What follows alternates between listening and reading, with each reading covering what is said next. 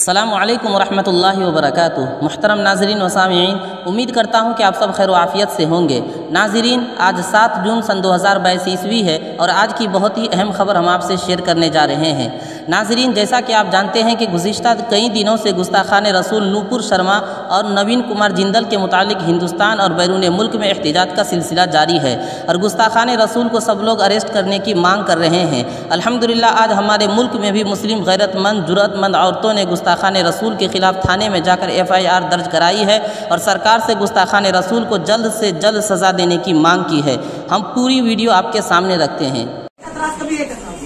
हालांकि जरूरत जिस चीज की उसकी तरफ किसी की नजर नहीं नजर है तो मुसलमानों पे।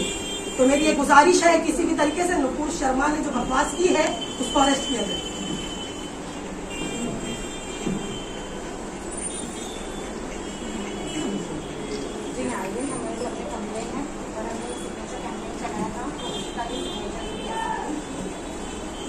आज उसको गिरफ्तार करेंगे, नहीं करेंगे तो आज दूसरा कल खड़ा होगा, कल तीसरा खड़ा होगा, आए दिन कोई ना कोई खड़ा होगा।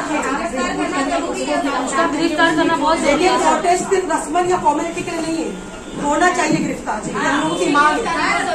हर महीने 2 महीने में एक नया मुद्दा उठाते हैं मुसलमानों के खिलाफ। हम सब अपना बर्दाश्त कर लेंगे, रसूल अकरम की शान में कोई बात बर्दाश्त नहीं करेंगे।